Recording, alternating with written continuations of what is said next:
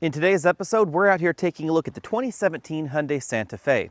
Now, there are two vehicles in the Hyundai lineup that use the name Santa Fe. We have the Santa Fe right here, and then we have the Santa Fe Sport. It's pretty easy to confuse the Santa Fe and the Santa Fe Sport if you just glance at them. But looking a little bit closer, you'll notice that the Santa Fe Sport is smaller than the Santa Fe.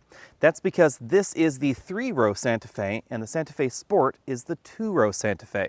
This red Santa Fe is the direct competitor to vehicles like the Highlander, the Pilot, the Pathfinder, and the Ford Explorer. Meanwhile, the Santa Fe Sport actually has a much narrower set of competitors. It is about the same size as a Ford Edge or a Lexus RX 350. Because the Santa Fe and the Santa Fe Sport have different missions in mind and different customers, this is really the last we'll be talking about. The Sport model will be focusing instead on the 3-row Santa Fe. The Santa Fe that we're driving is the top-end limited ultimate trim, so we do have HID headlamps. Halogen headlamps are standard on the base model. We also have this LED strip that runs right here through the front light to give it a little bit more character, and the LED fog lamps at the bottom. Since the Santa Fe initially launched in America, they have updated the exterior look. So we now have Hyundai's latest grille design. Right below the large Hyundai logo in the middle of the grille, we have a camera because this does have the optional 360-degree camera system. And lower on the bumper, we have a radar cruise control sensor because this does have adaptive cruise control in the top-end trims. In terms of overall size, the Santa Fe slots almost right between the Pathfinder and the Highlander in terms of its overall exterior dimensions. That means this is significantly shorter than something like a Dodge Durango or the brand new Chevy Traverse. However, this is notably longer than the Santa Fe Sport, which is again the 2-row version of the Santa Fe, or some of the smaller 3-row crossovers available in the US like the Nissan Rogue or the Kia Sorento. The difference is most noticeable right back here where we have more 3rd-row passenger room than many of those compact vehicles and a larger cargo area right back here behind the hatch. Because we're driving the top-end trim of the Santa Fe, we have these distinctive LED tail lamp modules. If you get the other trims of the Santa Fe, then we have a slightly different rear tail lamp design. The rear bumper has well-integrated parking sensors and some additional styling right here around these lower reflectors. Twin exhaust tips integrated into the bumper right down here, and we have a removable section in the middle for the tow hitch receiver. Unlike Toyota's Highlander, the Santa Fe starts out with a 6-cylinder engine, not a 4-cylinder engine. And it's the same engine used in all the trims, regardless of whether you get front-wheel drive or all-wheel drive. This is a 3.3-liter V6 engine featuring direct injection, and it's mated to a 6-speed automatic transmission. Power comes in at 290 horsepower in all the Santa Fe models. A nice touch in the Santa Fe that you don't find in every vehicle in this particular segment is that you can get all-wheel drive in all trims of the Santa Fe. You're not limited to all-wheel drive in just top-end trims, and again, the V6 is standard. Fuel economy ranges from 19 miles per gallon at the lowest in this top-end ultimate trim with all-wheel drive, up to 21 miles per gallon if you get the base trim with front-wheel drive. Front seat comfort comes in at 9 out of 10 points. Now, interestingly enough, the front seat is just about as comfortable in every Santa Fe trim. That's because a power driver seat with the 4-way adjustable lumbar support is standard in all models. That's definitely something you don't find in every entry out there. We also have a tilt telescopic steering column with a moderate range of motion. Although the front passenger seat does not have the same range of motion as the driver's seat, a nice touch in this cabin is that it's obvious this was designed for taller drivers and taller front passengers in mind. The headrest definitely moves up a little bit higher than some of the entries in this segment, so it doesn't hit my back in a strange place or people that are a little bit taller than me. It also proved quite comfortable for a few people I got in the vehicle that were a little bit taller than me. We also have a decent amount of headroom even though our model is equipped with the optional sunroof. There are two basic ways this interior is configured. The model we're driving is the limited trim, which means we do have captain's chairs in the 2nd row and 6 seats overall in the vehicle. If you get the SE trim, then you get a 7-seat interior with a 2nd row bench. When it comes to 2nd row comfort, this model with the captain's chairs gets 9 out of 10 points. These are comfortable. They also have a decent amount of recline to them, more similar to front seats in most vehicles than a lot of the 2nd rows that we find out there. If I move all the way over to the right side of the vehicle, you'll notice I still have about 3 inches of legroom left, even though this front seat is all the way back in its tracks. I also have a decent amount of headroom in this 2nd row. I still have about 1 inch left, again, even though we do have the sunroof in this model, and that does cut down on the headroom. If you get the Santa Fe with the 3 across bench seat, then I would say second row comfort drops down to 8 out of 10 points, although we do get the ability to put a 7th person in the vehicle.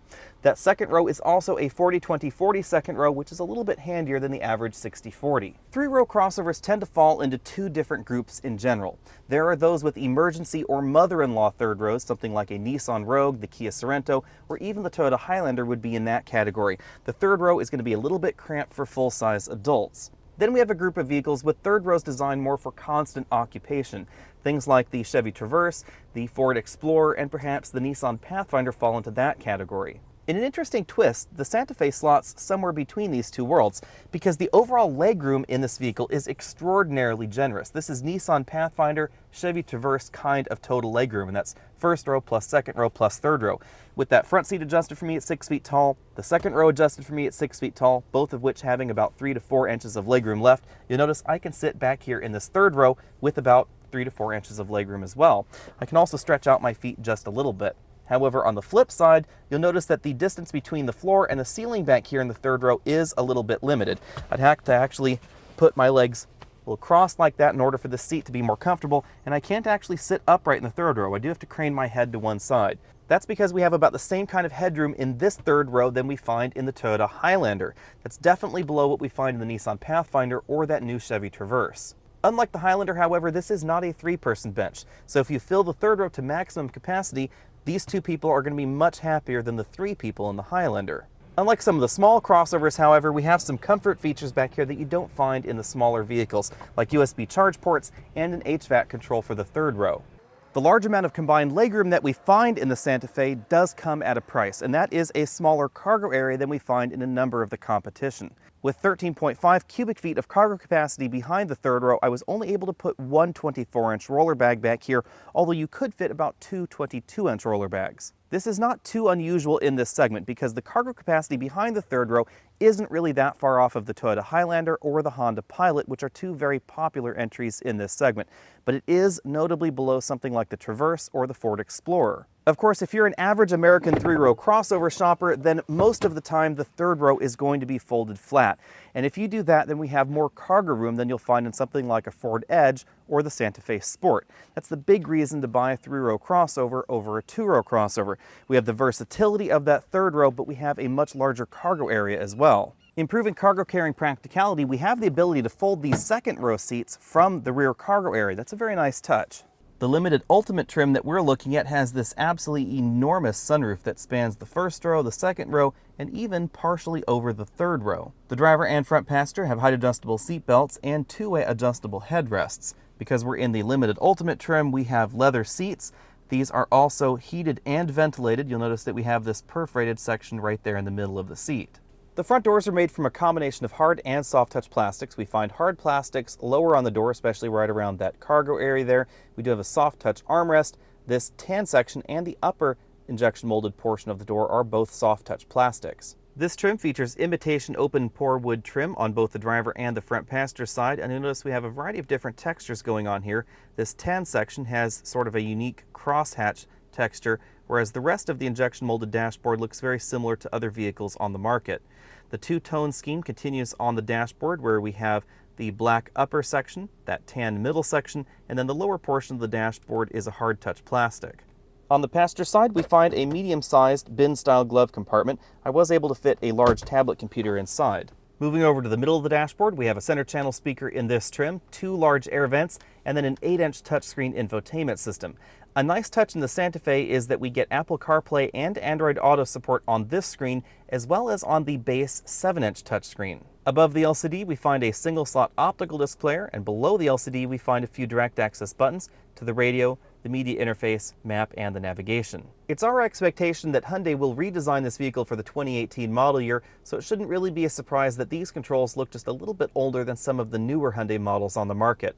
We find some of the HVAC buttons in this large button bank, as well as a few more buttons for the infotainment system, direct access to the Blue Leak system, the phone, track up-down info setup, as well as the volume knob and a tune and file browse knob. Below that, we find a climate control button that takes us to the climate control screen on the infotainment system, as well as the controls for the dual zone climate control system. Below the climate controls, we find two power outlets. We also find this large storage cubby that is open from both the passenger side and driver's side footwell area. We have a USB input and an auxiliary input, and definitely enough room to put large smartphones or even small tablets. Behind the cubby, there's a fairly traditional console shifter, manual mode over to the right, up for up, and down for down. Then we find the controls for the heated and ventilated seats. There's also a button to enable and disable the auto brake hold system. We have an electric parking brake in this vehicle, parking sensor enable disable button, and a 360-degree camera button. Behind that, we have two large cup holders, and then between the front seats, we have a softly padded center armrest. This opens to reveal a moderately sized storage compartment. However, we don't have any USB or auxiliary inputs. There is a removable divider here if you want to keep some items from falling into the abyss. The instrument cluster features these eccentrically shaped bezels that stick out nearly 2 inches in certain places from the dashboard itself. On the left side, we have a tachometer and the engine temperature gauge. On the right side, we have the speedometer and the fuel gauge. Between the gauges, we have a multifunction display that gives us things like our trip computer information, navigation and turn-by-turn directions, the status of the vehicle safety systems, infotainment information, service information, as well as access to certain vehicle settings. The steering wheel is nearly a 3-spoke design. You can see that we have a split spoke right here at the bottom of the wheel. You'll find infotainment controls on the left side of the wheel, volume, track, mute, mode over here. We also have direct access buttons for the built-in Bluetooth system. On the right side of the steering wheel, we find the controls for the radar adaptive cruise control, and then we find controls for that multifunction display below. To the left of the steering wheel, we find a few more buttons. We have our dimmer control, the drive mode selector. This allows you to choose between Eco, Normal, and Sport. Hill descent control, which is a little unusual in this segment, and a traction control disable button. We can also enable and disable the blind spot monitoring system, the lane monitoring system, the heated steering wheel. We can turn on and off the 115-volt inverter in the back area, and then we have a lock button, which is a very unique feature in this segment. This allows you to lock the center coupling in the Santa Fe's all-wheel drive system. The lock mode automatically disengages at higher speeds, but at low speeds, this gives you an awful lot more off-the-line traction than we find in many entries in the segment. It makes the Santa Fe more sure-footed in snow, on ice, or in other slippery situations. In our acceleration test, this top-end limited trim came in at a respectable 7.6 seconds 0 to 60. That is a little bit slower than entries like the Nissan Pathfinder, surprisingly enough, even though that does have a CVT or continuously variable transmission. However, it is quite similar to most versions of the Honda Pilot. Now, if you get the Honda Pilot with the 9-speed automatic, then it is faster than this 0 to 60, but most versions do have a 6-speed. The acceleration time is also relatively similar to most versions of the Ford Explorer, although top-end trims with the more powerful engine options will definitely scoot to highway speeds faster. In our braking test, we ran from 60 miles an hour back to 0 in 125 feet, which is excellent for a 3-row crossover. This is about the same kind of stopping distance that you find in your average entry-level 4-cylinder family sedan. The Santa Fe feels very comfortable and very competent out here on winding mountain highways. However, this is not quite as engaging as a Mazda CX9. In terms of general comparisons, this is again very comparable to the Honda Pilot or the Toyota Highlander. This feels more engaging than a Nissan Pathfinder, which is one of the softer sprung entries in this segment. Out here on gravel roads, the softer driving nature of the Santa Fe versus certain entries in this segment is obvious. This is definitely a little softer, a little more comfortable out on rough roads than something like the brand new Mazda CX9. However, the Santa Fe also feels just a little bit more composed than something like the Nissan Pathfinder, which can be just a little bit too soft. As I'm surrounded by all of this tree carnage that came down in a storm, now's a good time to talk about the all-wheel drive lock feature. I have that engaged, and again, this is one of the more unique features in this segment, because not all that many crossovers get an all-wheel drive lock anymore. What this mode allows the vehicle to do is send about half the power to the front and half the power to the back. That limits slip when you're first starting off. So I'm going to floor the vehicle, and we get just a little tiny bit of wheel slip there, and the vehicle takes off, and all 4 wheels are grabbing. If you have that mode engaged, it's going to make low-speed travel on ultra-slippery surfaces like snow or sleet or ice an awful lot more sure-footed feeling than a lot of the competition that doesn't offer a mode like that. Back out here on the road, the softer tuning of the suspension is obvious because this is going to be more comfortable for long highway drives than many of the entries in this segment that have a sportier mission in mind. Now keep in mind that in this segment there can be a great deal of variation within a single model. So certain versions of the Ford Explorer may be tuned towards the softer side or towards the firmer side. At 71 decibels, this is one of the quieter cabins in this segment, so I'm going to give the cabin noise score an A. A nice touch in this cabin is that the noise score does not seem to vary much from the bottom end trim to the top end trim. They're all fairly quiet. At 18 miles per gallon average over a week of mixed driving, the fuel economy score is towards the bottom end of average. That's likely because of the older 6-speed automatic transmission that we find under the hood. When Toyota recently replaced their 6-speed in the Highlander with a new 8-speed automatic transmission, it definitely had a big improvement on the fuel economy, and I would expect a similar improvement if Hyundai decides to put their new 8-speed under the hood of this vehicle. However, we're not going to see that in 2017. We may see that in 2018. Although the small turbocharged engines that we see in some of the competition have generally failed to live up to their high fuel economy numbers, they will get better fuel economy numbers than most of the V6 entries in this segment. So the EcoBoost versions of the Explorer, as well as that brand new turbocharged Mazda CX9, will get better fuel economy than the Santa Fe. The CX9 has absolutely excellent fuel economy, although it too fails to reach its lofty numbers.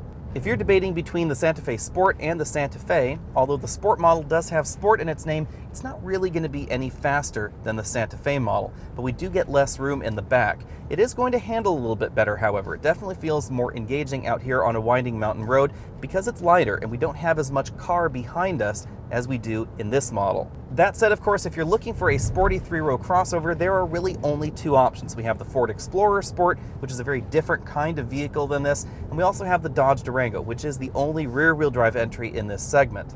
But that's not the mission of the Santa Fe. This vehicle very clearly has the Toyota Highlander and the Honda Pilot in its crosshairs. The Santa Fe comes either as a 7-seat vehicle or as a 6-seat vehicle, and that's defined by whether you choose the SE version or the limited version. The way that Hyundai has split up their trims is a little bit interesting because you'll notice that there's an SE, there's a limited, there's an SE Ultimate, and a limited Ultimate.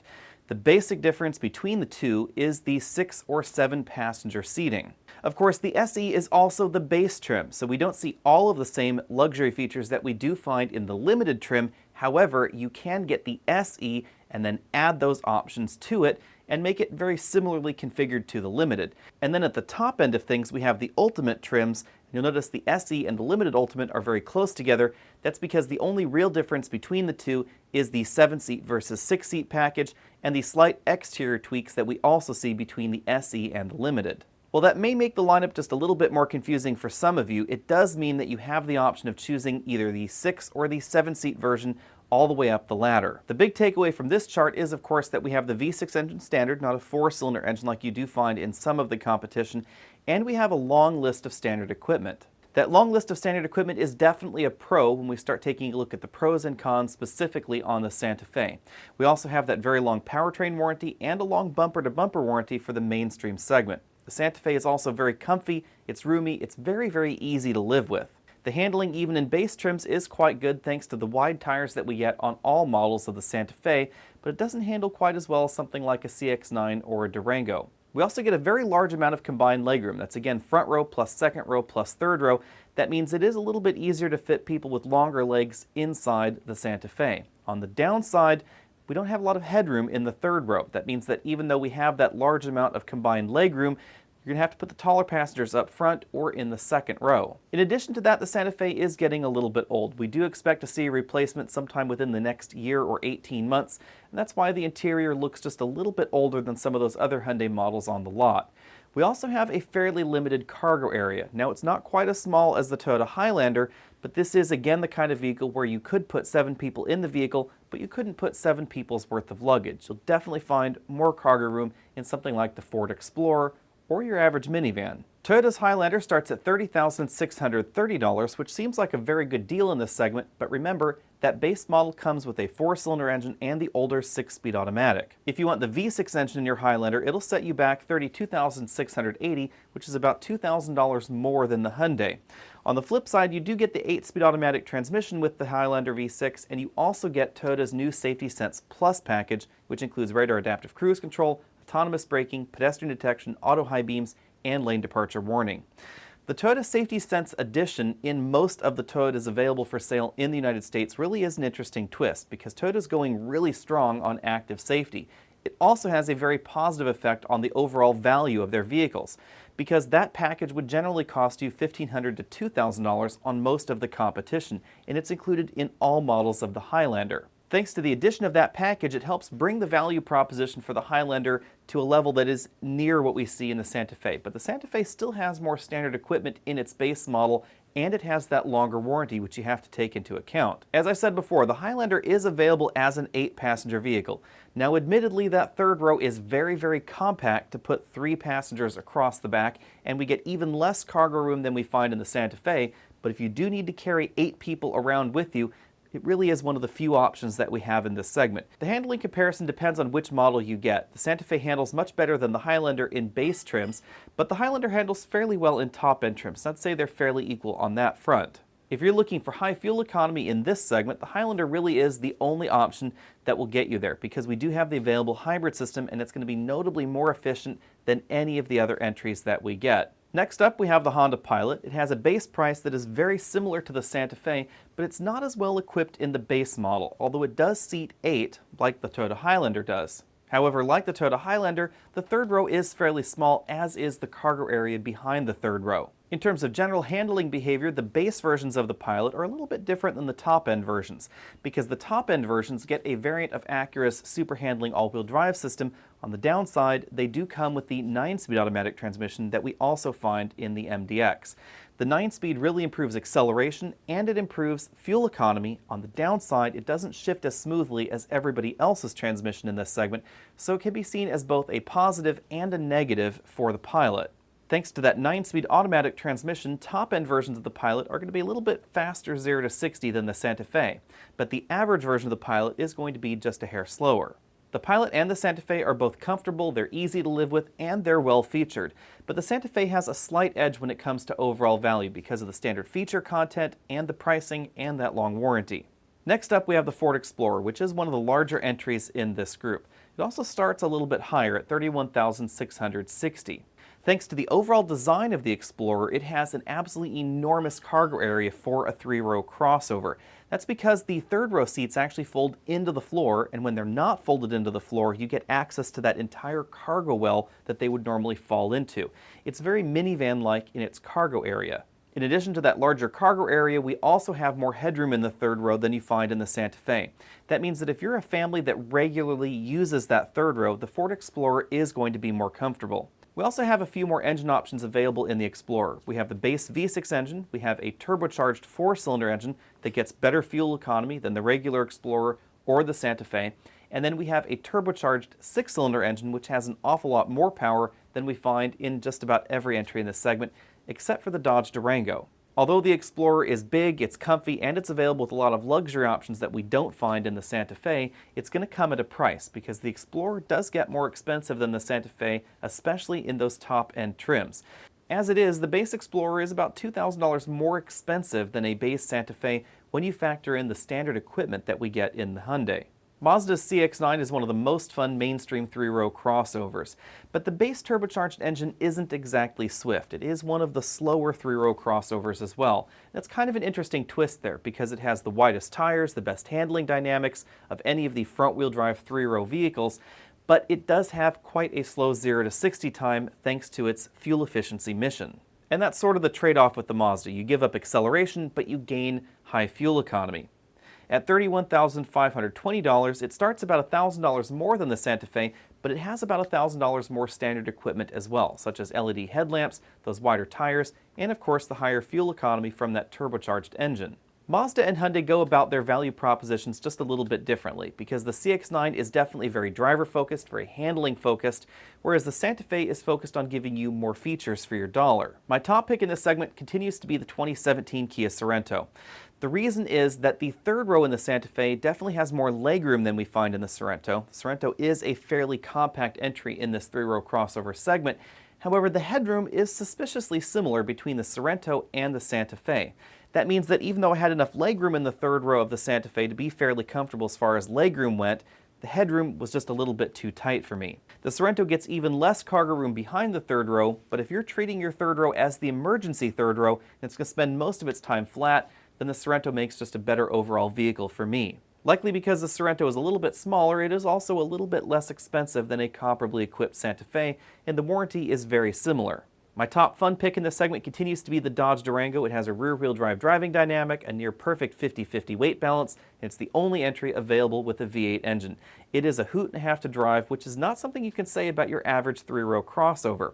The CX9 comes very close in terms of its fun-to-drive handling nature, but the Dodge Durango is way faster in any version than the Mazda.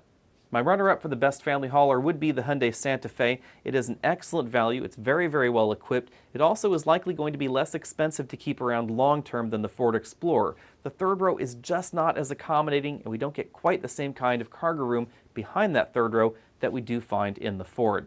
Thanks for taking the time to check out this video.